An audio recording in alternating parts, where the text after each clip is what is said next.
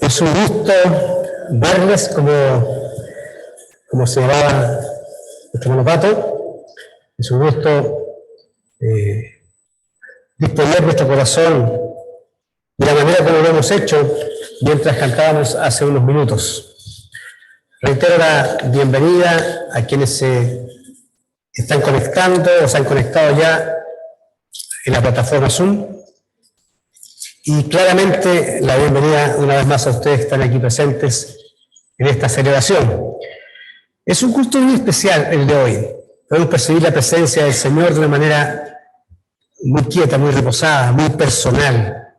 Y creo que eso es tremendamente bueno en tu relación personal con el Señor, en tu contacto, en tu encuentro con Él.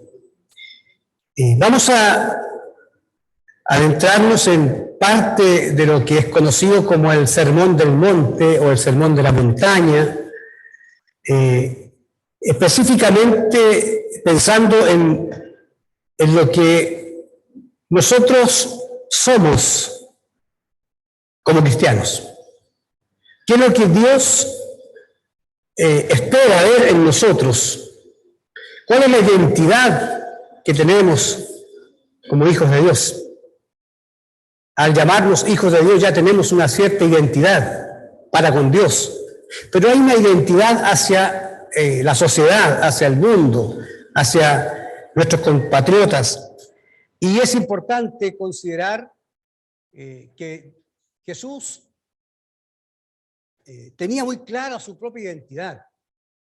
Él, por ejemplo, en una de las declaraciones que hace de sí mismo, fue decir: yo soy la vida, yo soy la vid verdadera, yo soy el pan de vida. Tenía como súper claro lo que él era. Y cuando sabemos lo que somos, entonces podemos tener certeza de que podemos dar, que podemos entregar, que podemos hacer algo por los demás. Jesús sabía que él era el pan de vida. Sabía que él era el gran yo soy revelado en el antiguo pacto, pero manifestado en su persona. Entonces podía abarcar, podía llegar a las distintas necesidades del ser humano. Cuando sabemos lo que somos para Dios y para la sociedad, podemos ser agentes de cambio, agentes que influyen en el mundo en el que nos toca vivir. El Evangelio de Mateo nos presenta características muy peculiares que nos permiten visualizar el enfoque que Jesús tenía, en este caso, de sus discípulos y por ende también lo que espera de nosotros. El capítulo 5 de Mateo, verso 1 y 2, lo voy a leer en la nueva traducción viviente. Ustedes van a tener la proyección ahí de la Reina Valera, pero leamos ambas. Dice: Jesús, viendo la multitud, subió al monte y sentándose vinieron a él sus discípulos. Esta versión, la nueva traducción viviente, dice: cierto día, al ver que las multitudes se reunieron, Jesús subió a la ladera de la montaña y se sentó. Sus discípulos se juntaron a su alrededor y él comenzó a enseñarles. Es el inicio de una serie de discursos que Jesús sostiene con sus discípulos. Entre el capítulo 5 y el 7 encontramos este primer discurso conocido como el Sermón de la Montaña. Pero Mateo, quien es el escritor, conocido también como Leví, conocido también como un cobrador de impuestos, que se convierte a Cristo, que conoce a Cristo y deja el tributo que se entregaba al César y sigue a Jesucristo. Este hombre tiene la tremenda bendición de poder escribir este evangelio conocido hoy día como el Evangelio de Mateo. Como sociedad estamos cada día más y más sumergidos en un modelo de vida que se aleja sutil y gradualmente de Dios.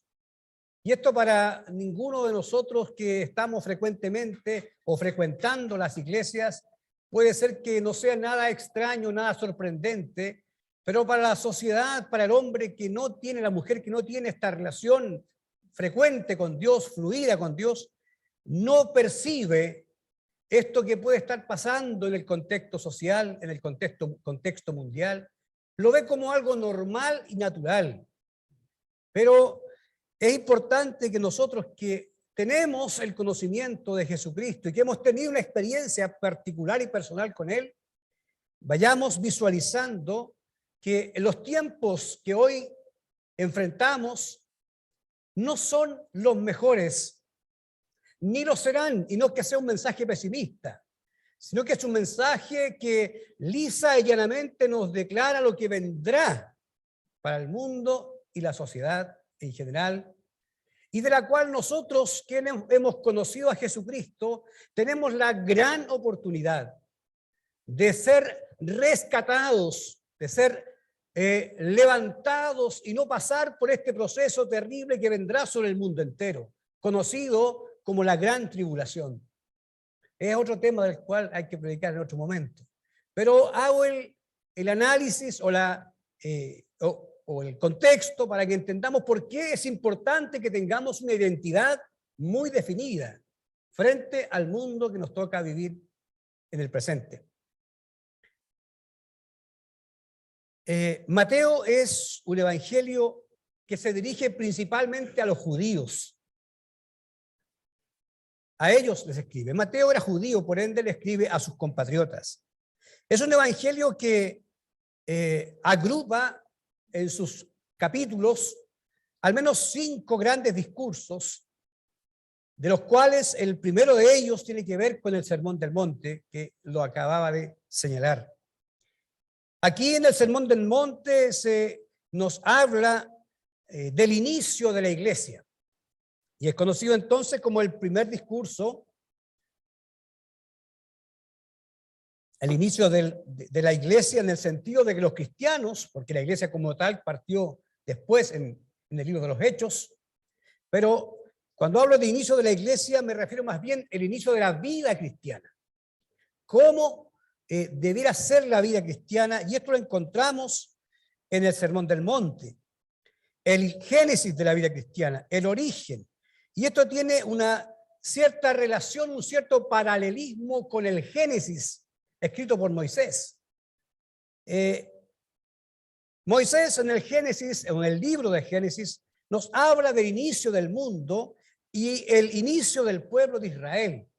Mateo, por su parte, en el Sermón del Monte describe las palabras o el primer discurso de Jesús que nos habla del inicio de la vida cristiana. El inicio de la vida cristiana. Desde el capítulo 10 de Mateo en adelante, encontramos un segundo discurso que también es paralelo, pero con el Éxodo escrito por Moisés. Desde el capítulo 10 de Mateo, los discípulos son llamados por Jesús a conformar su equipo ministerial que conocemos hoy día como los apóstoles, o los 12 apóstoles. Y conformados estos 12 apóstoles, este equipo ministerial, Jesús los envía y les da autoridad, les da poder y les dice: vayan y sanen toda enfermedad, liberen a los cautivos, a los endemoniados. Y entonces estos primeros discípulos apóstoles son enviados a un mundo que estaba tremendamente convulsionado por el pecado y la maldad que reinaba en ese tiempo, particularmente por la influencia del Imperio Romano.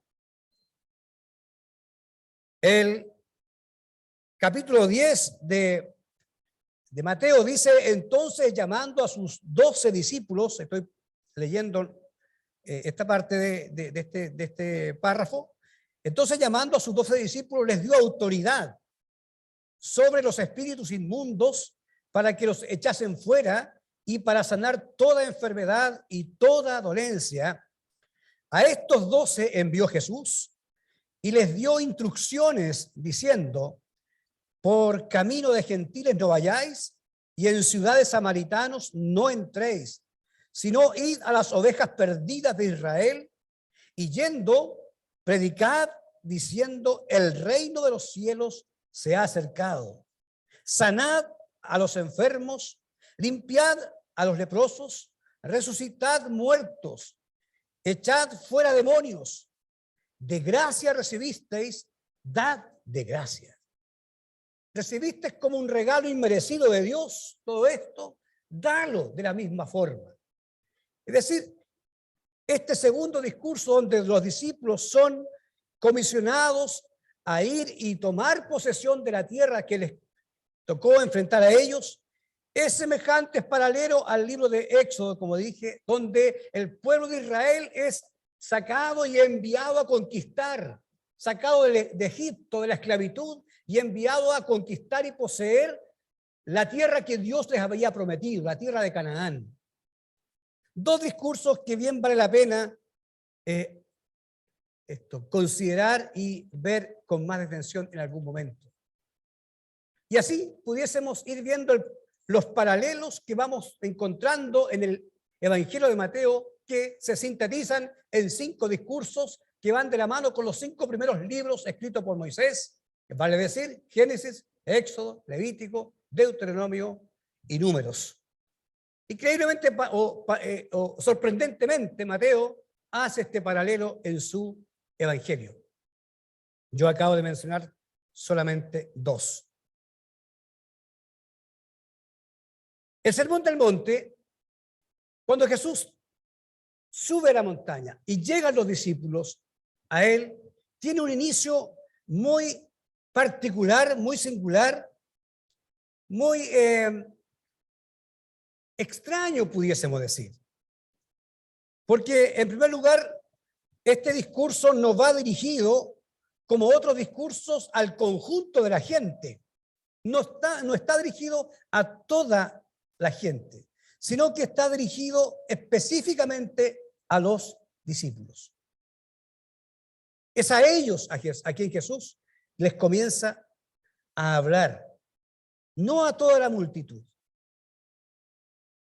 Comienza describiendo a sus discípulos de una forma especial, particular y extraña. Por decirlo de alguna forma, paradójica. Es paradójico porque estos discípulos, sus amigos más cercanos, comienzan a escuchar lo que leemos en los siguientes versículos que conocemos como las bienaventuranzas. Bienaventurados los pobres. Es extraño que le diga a sus discípulos felices, porque la palabra bienaventurado significa felices, dichosos. Dichosos, felices, los pobres en espíritu. Es por lo menos curioso que también luego les diga felices los que lloran. Felices los que tienen hambre y sed de justicia. Felices los que son perseguidos y calumniados. Es extraño. Es paradójico. ¿Cómo es posible que este grupo cercano a él, quienes compartirían posteriormente gran parte de su ministerio y serían los encargados de llevar el mensaje del reino de los cielos a la humanidad y hacer lo que decía el capítulo 10, de sanar, de liberar, de hacer multitud de proezas? Es extraño que Jesús les diga que son felices los que lloran, los que padecen, los que son perseguidos. Son felices. No eran felices ellos porque todo les salía bien. No eran felices porque no les faltaba nada.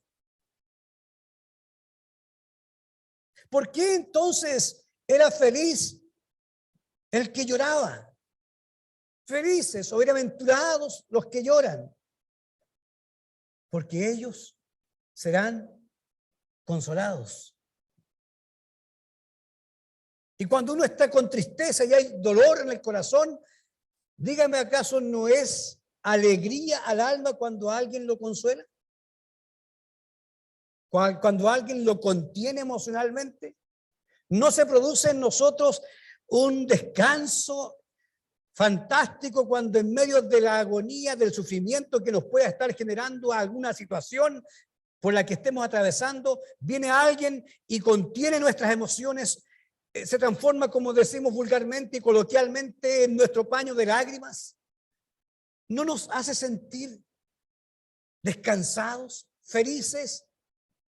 Por eso Jesús dijo, bienaventurados o felices los pobres en espíritu, porque ellos serán saciados. Los que tienen hambre y sed de justicia serán saciados. Dios bendice a los compasivos porque serán tratados con compasión. Dios bendice a los que son humildes porque heredarán toda la tierra. Dios bendice a los que lloran, ya lo dije, porque serán consolados. Dios bendice a los que son humildes.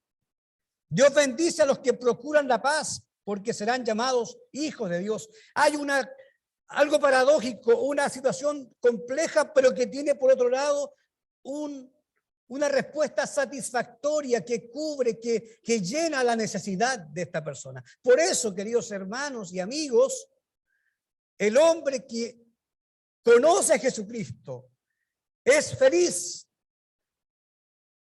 es dichoso, es bienaventurado, porque en medio de las adversidades por las que pudiésemos atravesar en la vida, siempre tendremos aquel consolador maravilloso, al Espíritu Santo, que fue enviado para consolarnos con la consolación con que nadie nos podrá consolar, solo Él.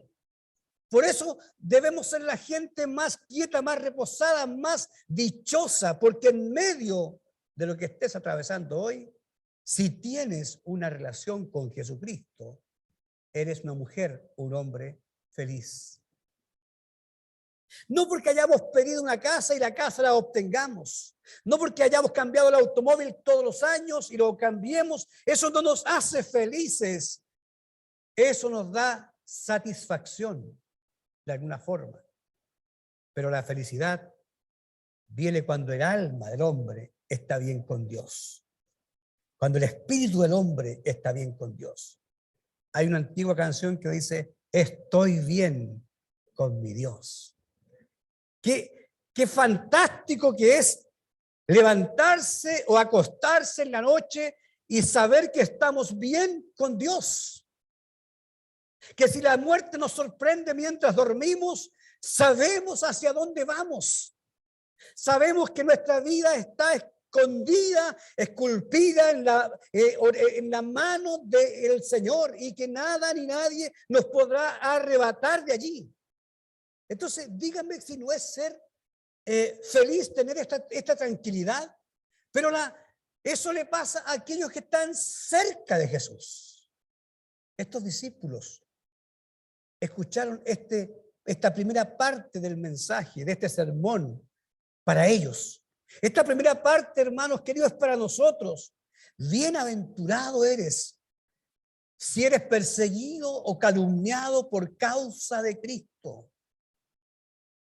Si eres despreciado o mirado en menos porque eres cristiano, porque tienes tu fe en Jesús, porque declaras verdades que la sociedad de hoy acepta como las que debemos llevar adelante y por las cuales debemos regir nuestra vida. Eres bienaventurada, bienaventurado cuando puedes decir, no estoy de acuerdo con esto.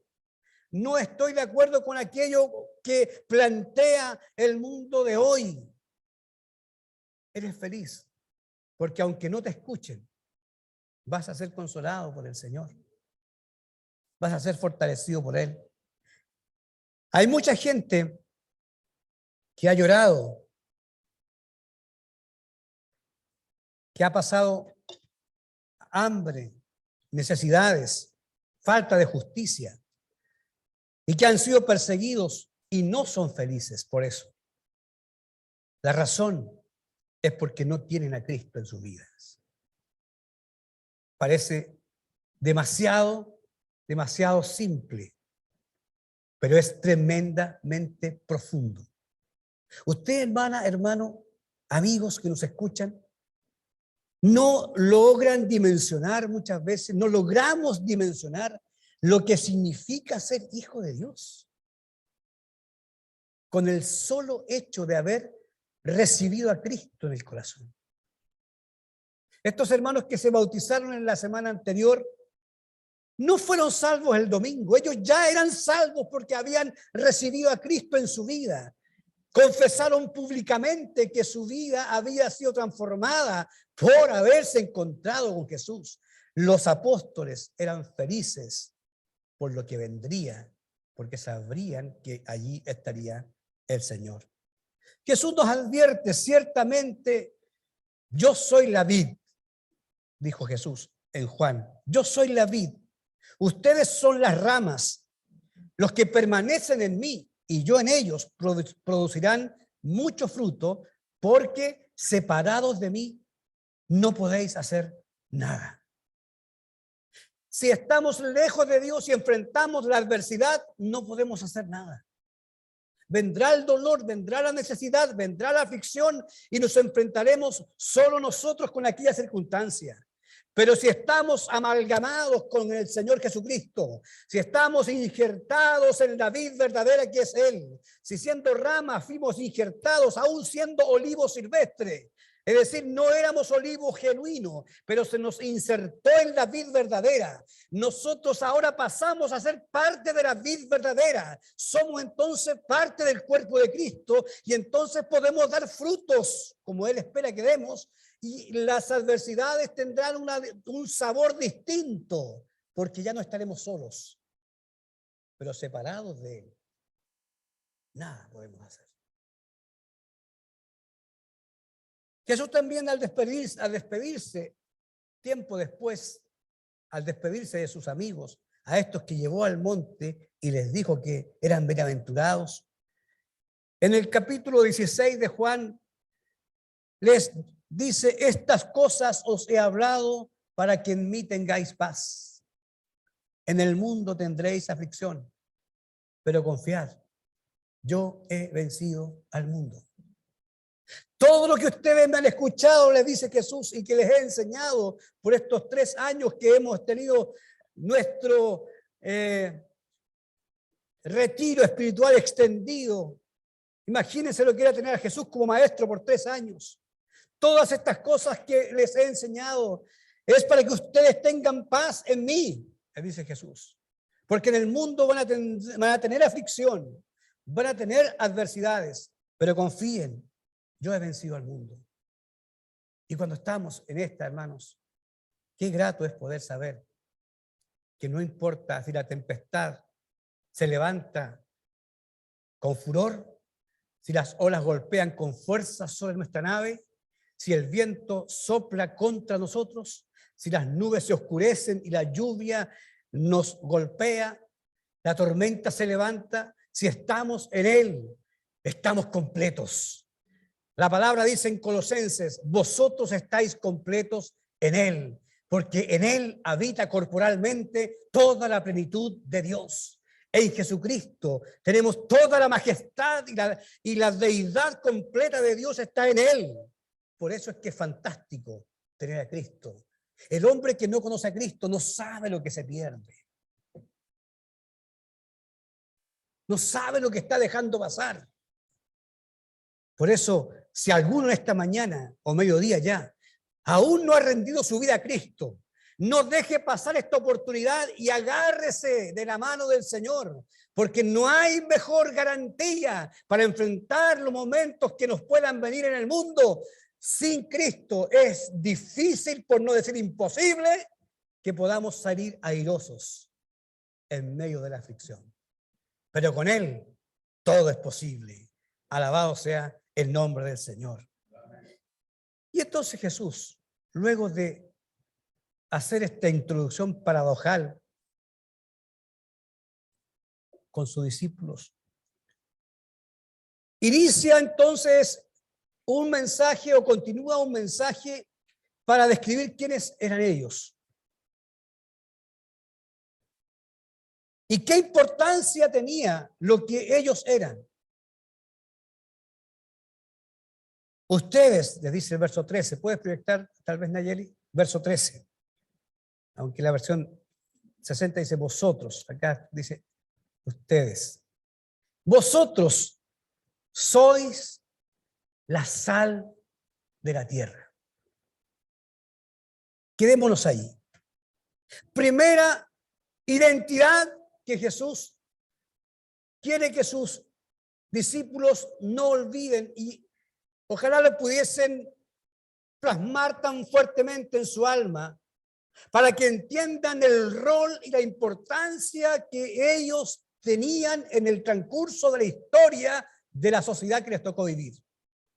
Ustedes son la sal del mundo. ¿Para qué sirve la sal si ha perdido su sabor? Para nada, sino para ser echada afuera y hollada por los hombres. Esa parte la vamos a dejar para después. Primero quiero resaltar la declaración de Jesús. Ustedes son la sal de la tierra. Para ninguno de nosotros probablemente es nuevo. Todo el mundo probablemente sepa que la sal fue utilizada más que como un elemento de condimentación, fue usada en el pasado como un elemento de preservación. Y especialmente para evitar la putrefacción de las carnes y los pescados. A fin de que estos dos alimentos tan importantes en la vida del ser humano, la carne y el pescado, no se descompusieran, no se echaran a perder. Y entonces se utilizaba la sal para preservarla. Particularmente en el tiempo de Jesús se usaba mucho. Y esto se siguió haciendo durante la historia del hombre hasta que surgieron otros mecanismos, otras formas de preservar las características de un alimento, o las propiedades, mejor dicho.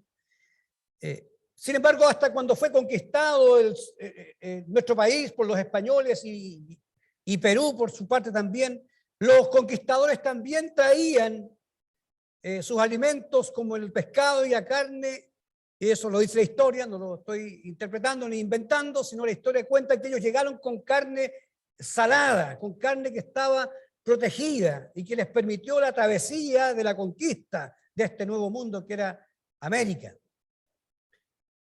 Por lo visto, ellos mantuvieron las mismas prácticas que se hacían durante el tiempo de Jesús. La sal era tan importante porque evitaba que se pudriera el alimento. Queridos hermanos, yo no sé si logramos dimensionar lo importante que somos en el mundo. A veces pensamos, sí, somos canutitos. Somos un grupo de gente que creemos en Jesús. Sí, yo me entregué a Cristo y soy parte de una iglesia. Queridos, somos tan importantes porque la corrupción y la descomposición del mundo solo se puede evitar y frenar si hay sal. Si hay sal. Y si esta sal está con sus propiedades vigentes, porque si está desvanecida no sirve. Cada uno de nosotros podemos afectar favorable y positivamente a nuestra sociedad y evitar que la corrupción siga avanzando. Cuantos más cristianos hayan en la tierra, menos corrupción habrá, menos putrefacción habrá, menos descomposición habrá. El salmista dice, si los fundamentos fueren destruidos, ¿qué ha de hacer el justo?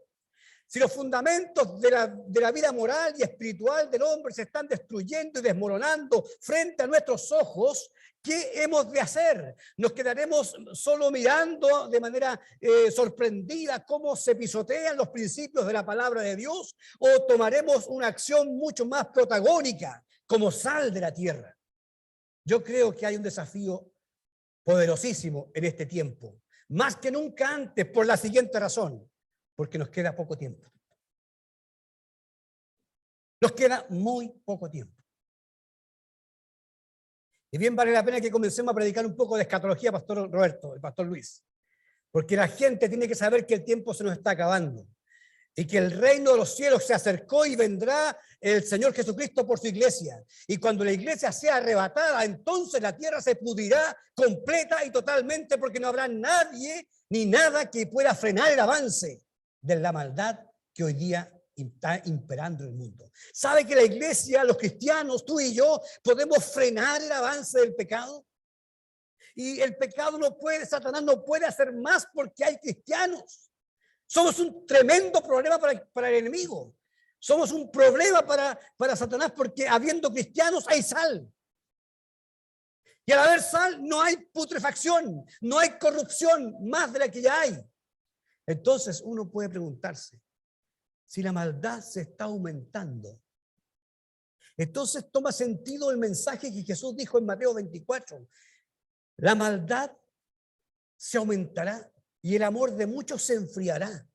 Y si somos testigos presenciales de que la maldad está creciendo cada día más y más, y ya hemos perdido la capacidad de asombro, ¿se ha dado cuenta de eso? Que ya nada nos asombra. Murieron 30 tipos allá. Murieron. Se levantó una persona y mató sin ningún asco, perdón la expresión, a 2 o 3 personas. El femicidio, el homicidio, y todo es como nada. El valor de la vida se va perdiendo, el respeto al prójimo se va perdiendo cada día, y somos testigos. No vale la pena estar ahora recordando cada uno de los episodios que hemos estado viviendo como país, pero usted y yo somos testigos de que están siendo pisoteados cada día los principios morales y éticos que sostuvieron a este país por mucho tiempo y que mantuvieron a este país como un país emergente, un país que iba avanzando porque tenían a Dios desde el Senado hacia adelante. Pero hoy día todo esto está siendo cuestionado. Pero tú y yo somos sal. ¿Podemos hacer algo? ¿O nos podemos quedar cómodamente dentro del salero? El salero, que es este templo. Las 4 paredes que albergan a muchos cristianos en distintos lugares. Es lo más común. Pero salir y afectar a la sociedad es un desafío que no debemos olvidar, porque nos queda poco tiempo, repito. Nos queda poco tiempo. Y ay de mí, dijo el apóstol Pablo, escribiendo a los Corintios, ay de mí si no anunciar el evangelio, porque me es impuesta necesidad. Queridos amigos y hermanos, es mi anhelo en mi corazón, y he pedido al Espíritu Santo que hoy día inyecte en nosotros la pasión por el perdido, inyecte en nosotros la pasión por el que está lejos de Dios, inyecte en nosotros la pasión por alcanzar a nuestros familiares, a nuestros amigos que aún están lejos de Dios, porque si la sal no está, habrá mayor corrupción que la que tenemos hoy. Y este mundo irá en decadencia, inevitablemente. Jesús por eso dijo, amigos míos, ustedes son la sal de esta tierra.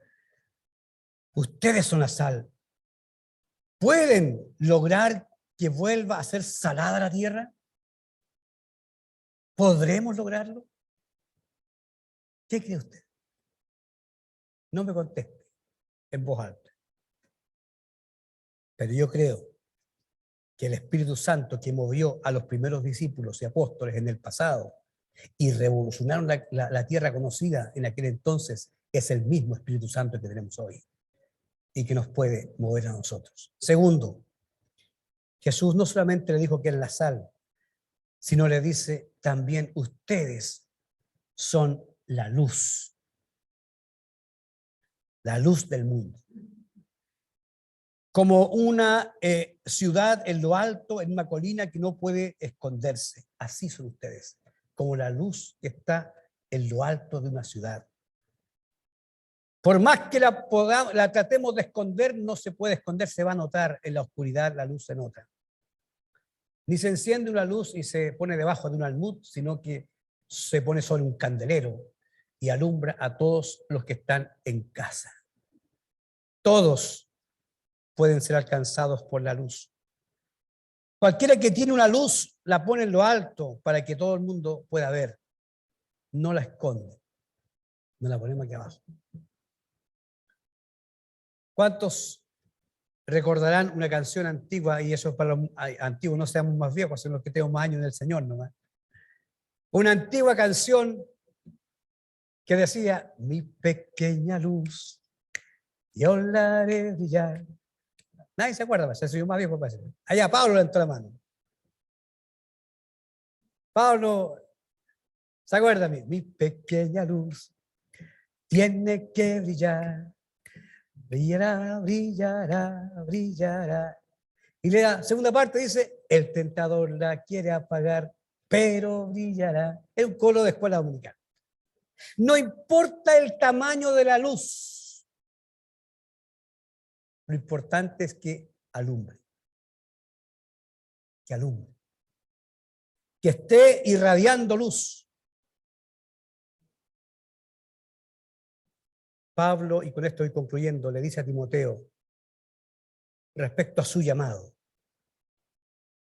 aviva el don de Dios que está en ti por la imposición de mis manos. Timoteo, no dejes que lo que un día te movió a hacer tanto por la obra de Dios se apague. No permitas, sino aviva el fuego del don de Dios. Queridos amigos, Jesús dijo en esta parte del mensaje: ustedes son la luz del mundo. Nadie enciende una lámpara y luego la pone debajo de una canasta. En cambio, la coloca en lo alto, donde ilumina a todos los que están en casa. De la misma manera, dejen que sus buenas obras o acciones brillen a vista de todos, para que todos alaben a su Padre Celestial. Hemos estado muchas veces muy escondidos. Es tiempo de que la sociedad vea que aún hay Dios en nosotros. Aún hay Dios en nosotros. Como dijo el profeta, aún hay Dios en Israel. Aún tenemos cristianos que pueden alumbrar.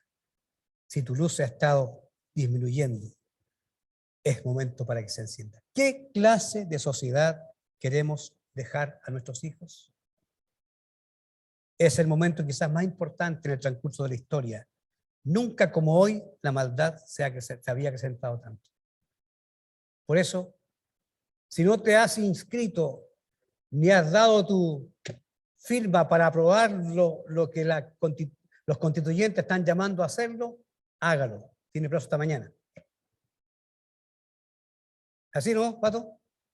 Punto es porque no podemos decir después, si aprueban leyes o forman una constitución anticristiana donde nos pisoteen como sal que no sirve para nada, seremos pisoteados. No podremos decir si nosotros no tomamos nuestra responsabilidad, nuestro rol. Así que usted que ha recibido un link, inscríbase, métase allí y diga: yo apoyo la libertad de culto. Yo quiero un Estado laico y no laicista.